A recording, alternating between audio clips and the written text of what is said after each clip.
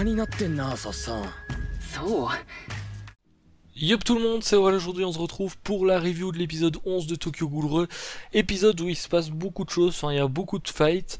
Je vous invite à aller le voir si vous l'avez pas vu, c'est dispo dans la description comme d'habitude sur Wakanim, tous les mardis à 17h, c'est l'avant-dernier épisode de cette saison, donc il y a encore la semaine prochaine, et puis il y aura une pause jusqu'en octobre, et là en octobre vous aurez la saison 2 qui redémarre le 2 octobre si je me trompe pas.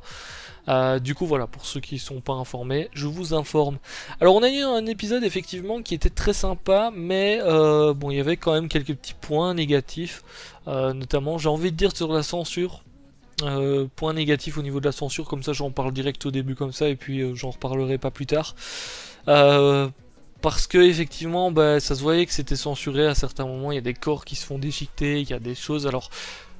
Ils ont pas tout censuré, hein, on voit à certains moments des bras qui sont tranchés ou des choses comme ça, mais il y a eu de la censure quand même sur certains trucs. C'est un petit peu dommage parce que Tokyo Ghoul, bah, malheureusement, quand ils censurent, c'est plus vraiment l'esprit de Tokyo Ghoul, parce que Tokyo Ghoul c'est un truc au final où ils se bouffent entre eux, enfin où les ghouls bouffent des humains, ou derrière il y a des gens qui se font couper les bras, couper plein de trucs et tout, qui se font péter, qui se font éclater et tout. Donc c'est un petit peu dommage qu'il y ait de la censure effectivement. J'espère qu'ils sortiront une version non censurée en Blu-ray ou DVD ou je ne sais quoi. On peut toujours espérer, je crois qu'il avait fait pour la saison 1 où c'était un petit peu moins censuré, même si ça leur restait quand même un petit peu. Donc j'espère qu'ils feront ça tout simplement. Du coup, effectivement, on a eu beaucoup de choses dans cet épisode. Alors, on a au tout début de l'épisode donc Sasaki qui a l'ordre d'aller sur le toit tout simplement pour intercepter si certains veulent partir. Hein. On a Shu qui est en train de s'échapper avec sa garde du corps là et son... Enfin, un qui considère comme son frère. Alors, je suis désolé, j'ai pas les noms de tout le monde. Dans Tokyo Ghoul, je trouve ça très compliqué de retenir les noms de tout le monde, donc je vais essayer de donner des précisions quand je parle d'un personnage et que j'ai pas son nom sous la main, mais effectivement c'est très compliqué. Et du coup, effectivement il est en train de s'enfuir, donc le but pour lui c'est d'aller sur le toit, comme ça il y a un hélico qui vient le choper.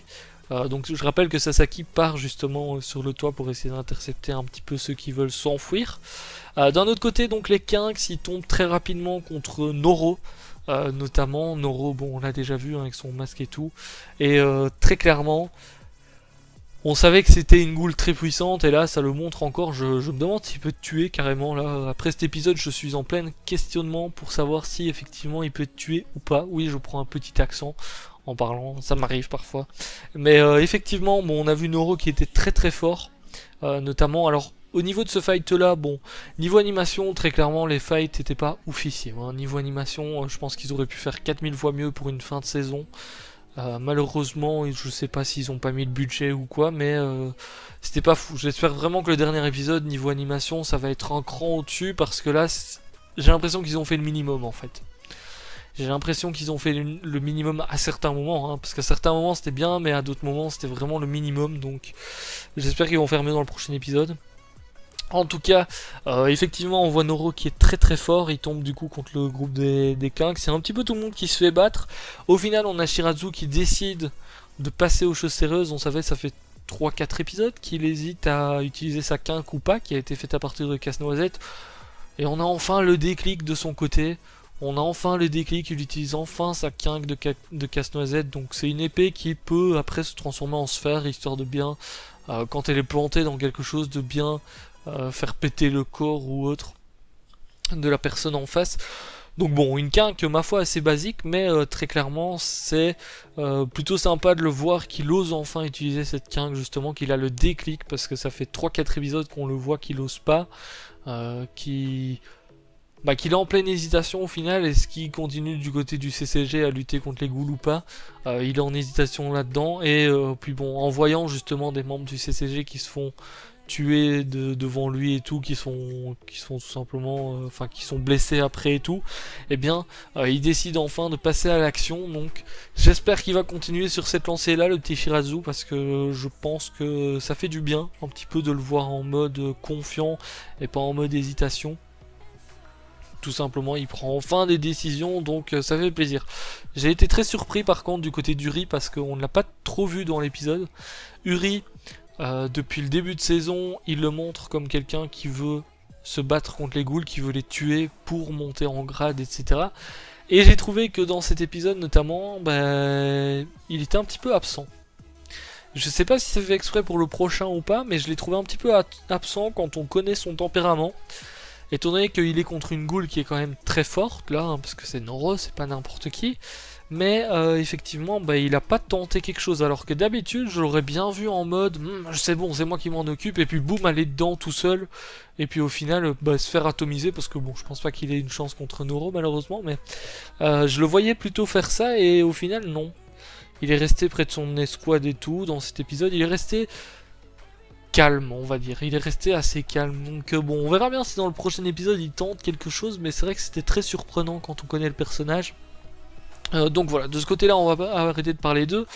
D'un autre côté, on avait notamment un groupe avec Airu, Kijima, notamment et Furuta et d'autres membres du CCG dont j'ai oublié le nom, dont on s'en fout, qui se sont retrouvés en face justement de la garde du corps de Shu et de celui qu'il considère comme son frère. Et notamment j'étais grave déçu. Alors d'un côté niveau d'Airu, j'ai trouvé qu'on voyait vraiment qu'elle avait les capacités à se battre et tout, qu'elle savait ce qu'elle faisait. Et Kijima, donc c'est celui qui torture les gens, hein. Vous savez qu'il avait torturé justement une personne de la famille des Rosés, etc. Et je le voyais comme quelqu'un de très fort en fait, Kijima, quand je l'ai vu au début de la saison. C'était quelqu'un d'assez mystérieux, qui était en mode sadique et tout, donc je me suis dit, lui, il doit être fort. Et bon, dès le début de l'épisode, on le voit avec sa tronçonneuse et tout, il s'amuse à tuer bon, des ghouls insignifiantes, on va dire. Et là, en tombant contre un adversaire un petit peu plus fort, eh bien, on se rend vite compte que c'est pas trop ça. Très clairement, il est nul, je l'ai trouvé très nul. Je le voyais vraiment comme quelqu'un de fort au final, hein, parce que bon, un sadique et tout, ça aime, je sais pas, démembrer et tout ça, et puis là, au final, bon, il y avait un petit peu son côté sadique, mais je sais pas, j'ai eu l'impression de le voir effectivement, parce que effectivement, bon, c'était lui, mais il n'y avait pas son côté aussi sadique, et je m'attendais à vraiment le voir se battre à fond. Au final, bah, il est nul, et il se fait carrément tuer à la fin.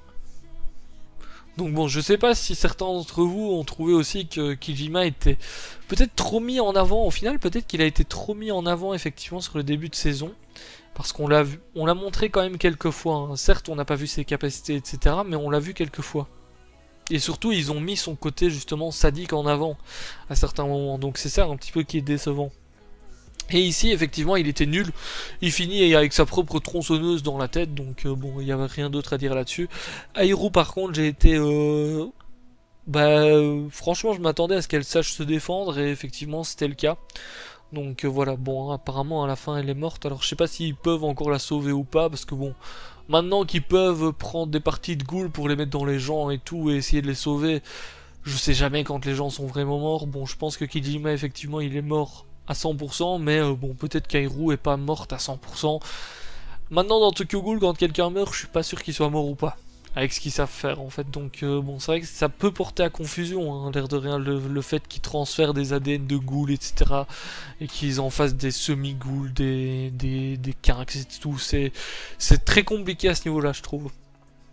Et justement, du coup, une mort a moins d'impact, parce que, genre là, je sais pas si vous posez la même question que moi, mais Airu, je sais vraiment pas si elle est morte ou pas.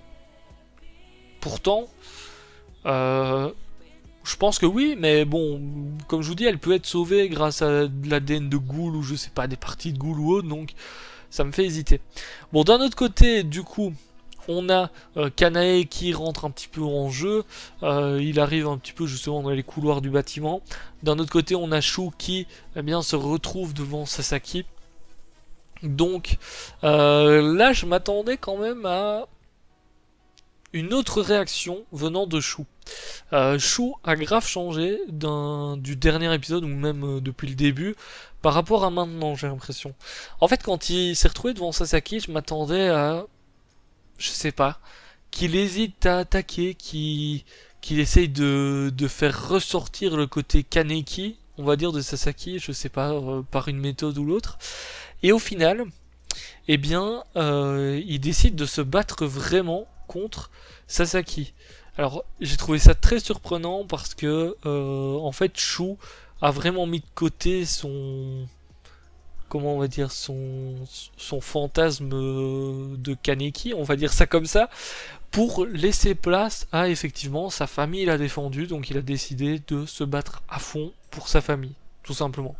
Et j'ai trouvé ça surprenant venant de sa part parce que bon, on le sait que il est un petit peu bizarre, hein, Chou, il a ses fantasmes et tout là, et du coup c'est vrai que c'est surprenant de le voir oublier ce qu'il voulait, donc parce qu'il voulait clairement du coup Sasaki et surtout faire retrouver la mémoire à Sasaki et tout pour qu'il redevienne le Kaneki d'avant.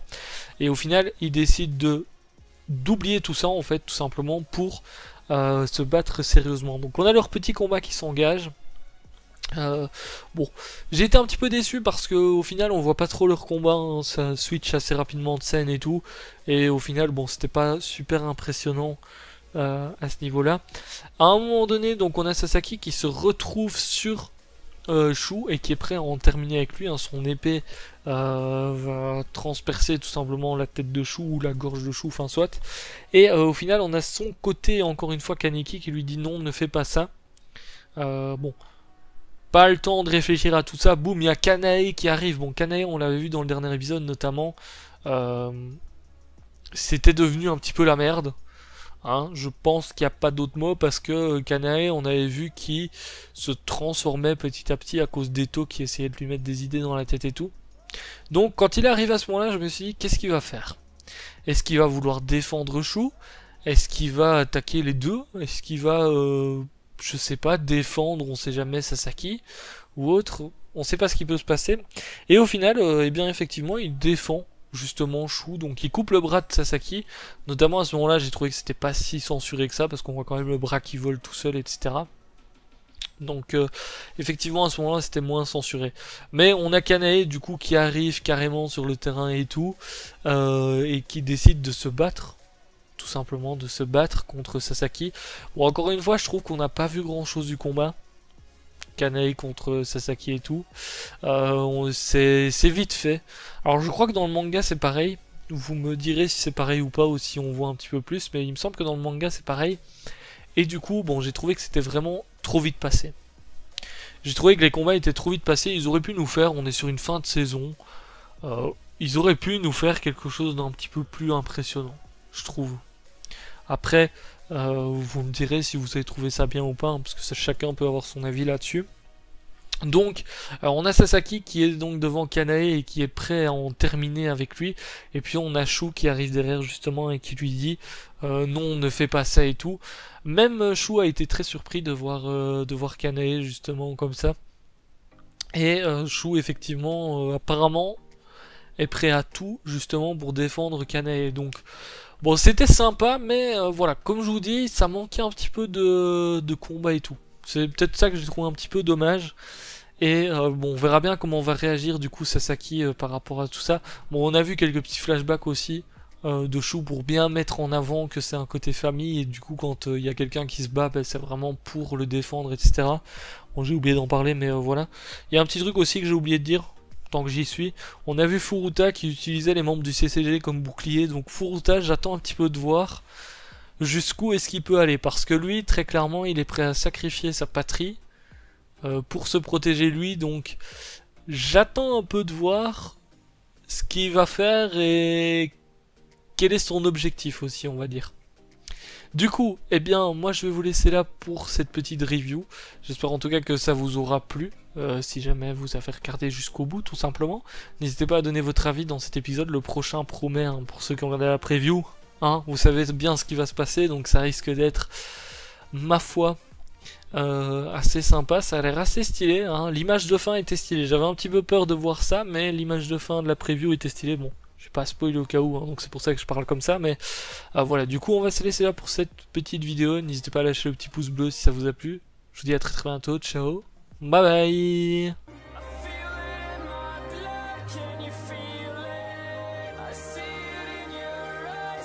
Smile